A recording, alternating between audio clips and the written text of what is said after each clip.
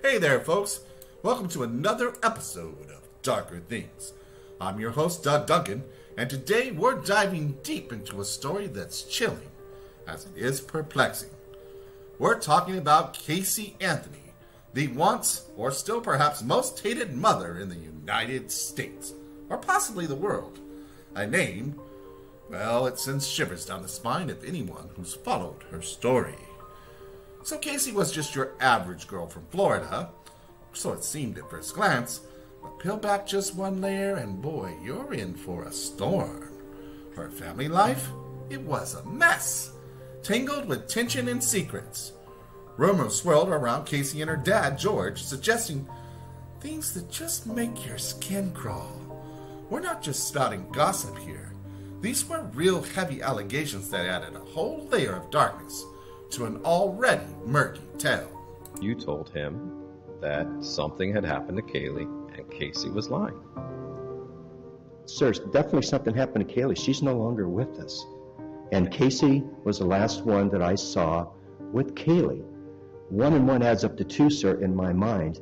And no matter how you're trying to spin it, I'm upset because my granddaughter is missing. I don't know where she's at. I was told that someone had taken my granddaughter, forcibly removed her from my daughter, or my daughter dropped her off at some house.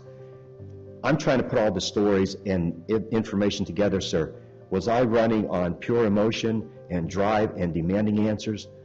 That is my right as a father and a grandfather, and as whatever you want to spin it. Was I upset and falling apart at the moment? Absolutely. My family was being torn apart. And for you to say that I was doing something wrong, sir, you're wrong. Do you recall testifying in your deposition that you did not believe that the car was human decomposition? Sir, that answer, I believe, speaks for itself. I remember being asked about this at the very beginning, when I talked about walking up to that car and getting about 3 feet away from it, and the smell that emanated from that car. I could smell it 3 feet away on the passenger side.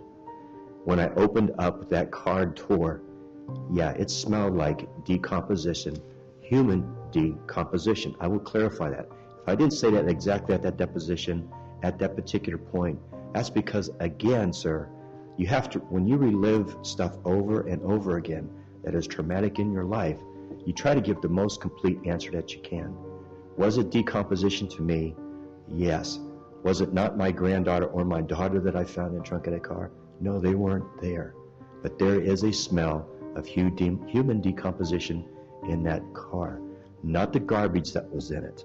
I'm stating true facts of what I saw, what I observed, and what I went through that day, and what my feelings were. Neither my granddaughter nor my daughter were in the trunk of that car, and I'm grateful for that, because I don't know if I could have dealt with seeing them back there. Now, sir, the explanation that you give during your deposition is clearly the trash, is it not?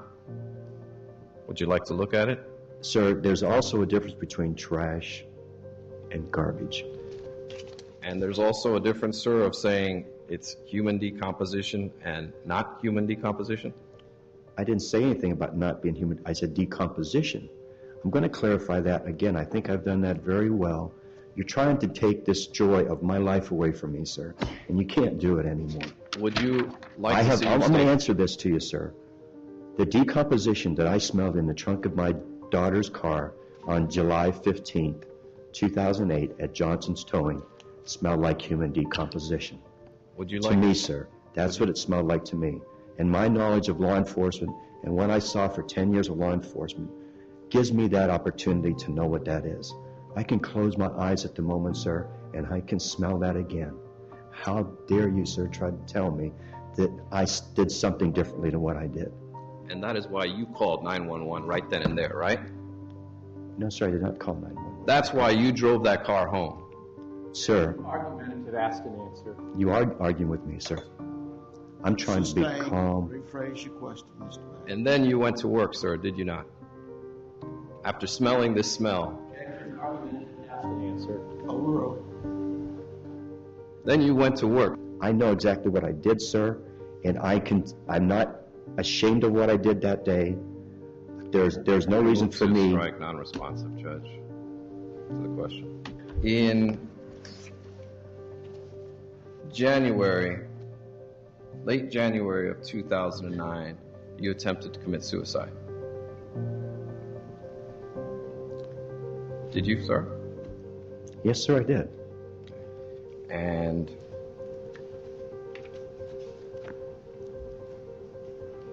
you even left a suicide note. Yes, sir, I did. And you expressed some guilt. Do you recall being on 48 Hours? Yes, sir. And do you recall being paid $20,000 for that appearance? You know, Mr. Baez, I have been nice to you. I have tried to answer every question to the best of my ability.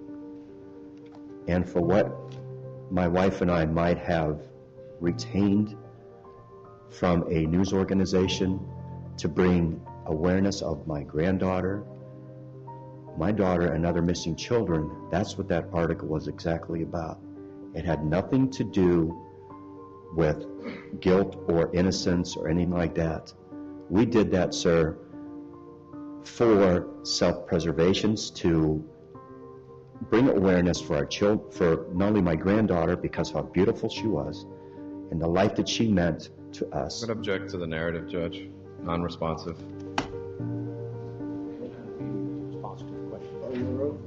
All of these media appearances stopped when the allegations of abuse came up, correct? I believe that, sir, was done through you, sir. Sir, do you recall finding out another way? Relevance. Please let me answer this. You don't recall being asked by Mr. Ashton if you had ever molested your daughter? You have to be specific, sir. When that might have happened, could have happened, you're not being specific, sir. First day of trial, you were asked. And a question, yes, sir, and I never would do anything like that to my daughter. You know, of course, that sex with a child under the age of 12 years old is life in prison, don't you, sir? Relevance. Sustain. You're aware of the possible penalties of child molesting, don't you, sir? Objection. Relevance. Sustain.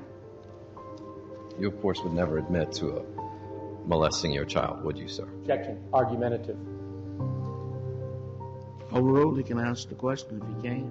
Sir, I never would do anything like that to my daughter. My question is, you would never admit to it, would you, sir?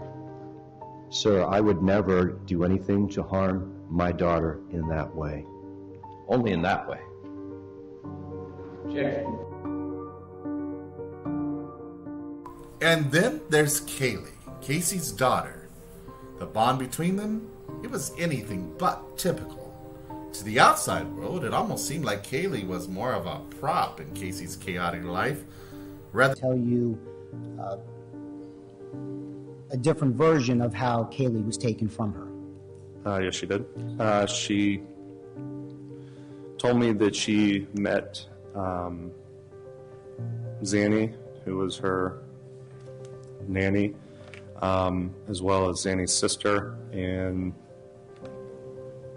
her children at J. Blanchard Park, which is here in Orlando. And during that meeting, Zanny held Casey down and told her that she was taking Kaylee from her. And she did that with the help of her sister.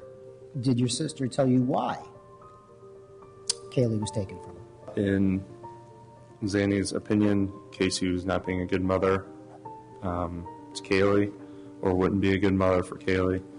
And she was taking Kaylee from her to teach her a lesson, and also told her not to go to the police or anything like that. Did she also give you a description, a detailed description of what Zenaida Gonzalez looked like? Yes, she did. She was kind of normal height, about 5'8", 5'10"-ish. good complexion, long hair. She was approximately 100 pounds, and that she would keep it darker complexion, like tanning or something like that. Her reaction for that was that she couldn't believe it was happening, and it felt kind of like surreal. She was scared, and she didn't know what to do. After Kaylee was taken from her, did your sister indicate to you that this Zenaida person was controlling her movements or telling her what to do? She did tell me that, yes. Any more specific than that? In what way? Specifically through MySpace at the time, that she had Casey's password and would send her, like, you can kind of send yourself a message or post something so only you could see it on your account. She would do things like that to kind of instruct her on what to do, where to go. Do you know what Timer 55 is? It was a password that Casey had specifically for MySpace. Her first explanation was she did not create the password, but her feeling expressed to me on what it was. Her explanation was that from the date Kaylee was taken from her until Kaylee's birthday on August 9th, that there were 55 calendar days within that period of time, and it was her understanding that, or maybe her hope or belief, that she was going to get her back on that date. So if I understand your testimony correctly, your sister told you another story about the imaginary Zanny the nanny? Yes, she told me another story about Zanny the nanny, yes. And she told you that that Zanny the nanny would contact her through MySpace. Yes, she did. And that she would tell her what to do, how to control her, so she didn't call the police. Correct. And maybe like go places. Correct. So maybe she could see Kaylee. Sure, yes. None of these MySpace, imaginary MySpace posts to find this imaginary Zanny ever panned out for her, did it? Casey was never successful in finding Kaylee in any of those experiences. And Zanny the nanny never materialized. To this day, no. Now, the heart of our story beats around the time when Kaylee goes missing in 2008. This part, folks, is where things go from dark to pitch black. The lies, the deceit. In the summer of 2008, Kaylee Anthony, a vibrant toddler, vanished as if she were a mere pawn in a cruel game of life and death. In the heart of Florida, under the scorching sun, a tragedy was unfolding that would grip the nation and plunge it into a whirlpool of shock, horror, and disbelief. Kaylee Anthony, only 2 years old, with a life brimming with potential, was suddenly nowhere to be found. The tale of Kaylee's disappearance is a tangled web of lies, deceit, and ultimately a heartbreaking loss of innocence. It begins with her mother, Kaye Anthony, spinning a story so outlandish and so chilling, it would make the hairs on the back of your neck stand up. Kaye claimed that a nanny, Zenaida Fernandez-Gonzalez, had abducted Kaylee. Yet, as the authorities would soon discover, this nanny didn't exist. Days turned into weeks, and weeks into months. The search for Kaylee Anthony stretched on, but hope was dwindling. The nation watched, heart in throat, as the desperate hunt for the innocent toddler continued. The picture that was initially painted of a sudden, terrifying kidnapping began to crumble under the weight of the mounting evidence. In December of that same year, a grim discovery marked the tragic end of the search. Kaylee's remains were found, discarded in a wooded area not far from her home. The vibrant toddler, who once filled her family's home with laughter and joy, was reduced to a set of skeletal remains in a trash bag, tossed aside like an unwanted toy. The horror of this discovery sent shockwaves across the country, leaving a chilling question hanging in the air. How could this happen? How could a child be treated with such heart-wrenching disregard? As the investigation deepened, it quickly became apparent that Kaylee's life was treated with an alarming level of insignificance. This was the opening act of a tale where innocence was lost, and a life was treated as if it were a mere game piece, to be moved and discarded at will. In the heart of this tragic tale, there lies a family entangled in a web of deceit and possible complicity. The Anthonys, a family that once seemed as ordinary as any other, with their neatly trimmed lawn and picket fence, might have been hiding something far more sinister beneath the surface. Kaye Anthony, the central figure in this tragedy, had a strained relationship with her parents, George and Cindy, a fact that's been well documented over the years. It was an uneasy dynamic, rife with tension and unresolved issues. The relationship between Kaye and her mother, Cindy, was particularly volatile. They were often at loggerheads, battling for control. George, on the other hand, was more of an enigma.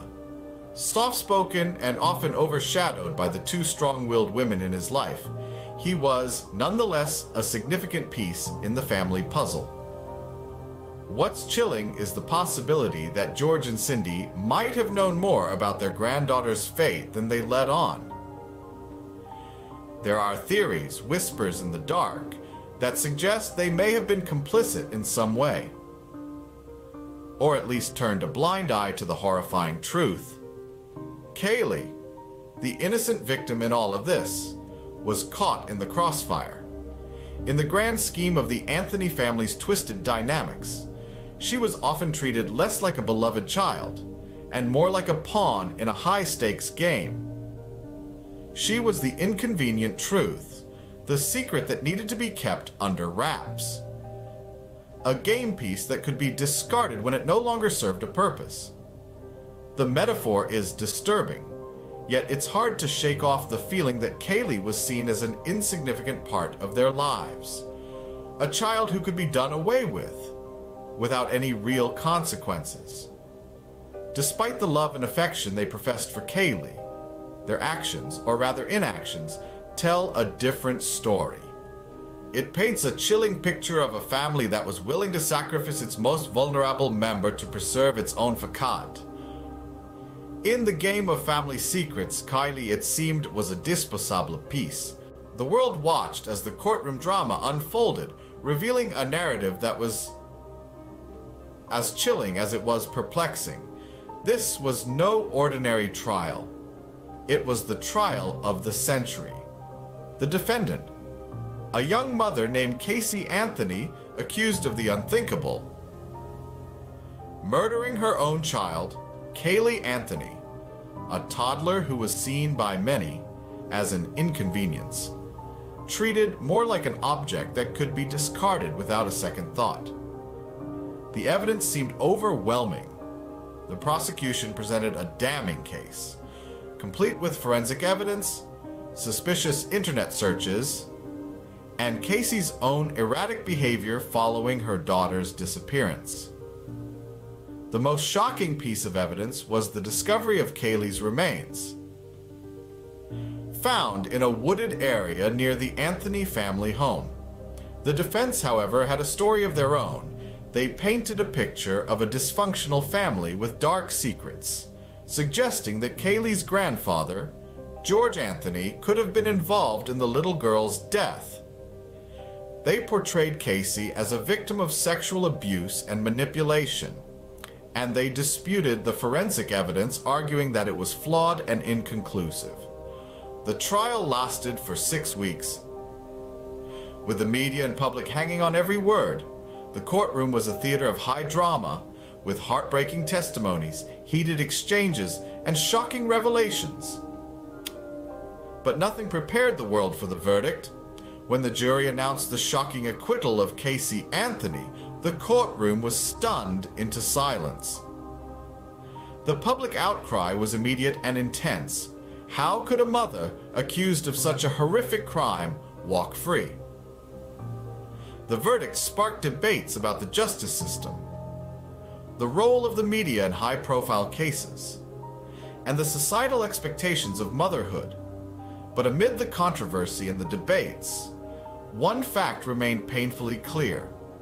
A little girl named Kaylee had been lost, and her killer remained unpunished. In the end, the justice system seemed to have failed Kaylee, the innocent game piece tossed away without consequence. In the wake of the trial, the pieces of the puzzle remained scattered, leaving a haunting question. What really happened to Kaylee Anthony? The aftermath of the trial was a contentious whirlwind. Kaye Anthony, now a free woman, was left to navigate a world that had largely turned against her. The public continued to speculate, the shadow of suspicion never truly lifting from her shoulders. Living life post-acquittal proved to be no easy feat for Kaye. She was ostracized, considered a pariah by many who believed she had gotten away with the unthinkable. She was, in essence, a woman marked by the chilling specter of her past. In examining Kaye's behavior, it's important to delve into the psychological factors that may have influenced her actions. Her repeated lies about Kaylee's disappearance, her parties during the time her daughter was missing, and her estranged relationship with her parents all paint a picture of a woman in deep denial, a woman running away from the truth. Some psychologists suggest that Kaye may have been suffering from a personality disorder, possibly borderline or narcissistic, characterized by chronic lying, manipulation, and lack of empathy. Others point to a traumatic upbringing, hinting at a dysfunctional family dynamic that might have laid the groundwork for her behavior. Her relationship with her parents, George and Cindy Anthony, was fraught with tension. Despite their initial support, they were left grappling with their daughter's acquittal and the loss of their granddaughter. Some still question their role in the whole affair, speculating if they too were part of the cover-up. Yet, amid all the speculation and theories, one fact remains indisputable. A little girl lost her life far too soon, and someone was responsible. Kaylee Anthony's short life and tragic death serve as a chilling reminder of the games adults can play, with the most innocent paying the highest price. Though justice may not have been served in the courtroom, Kaylee Anthony's legacy continues to resonate. From the moment the world learned of her untimely death, her story has served as a chilling reminder of the darkness lurking beneath the surface of everyday life. The Kaye Anthony trial was a spectacle that gripped the nation, but it was more than just salacious headlines and shocking revelations. It was a stark illustration of the unthinkable horrors that can befall the most innocent among us. And in the wake of the trial, in the aftermath of the verdict, the world was left grappling with a profound sense of unease.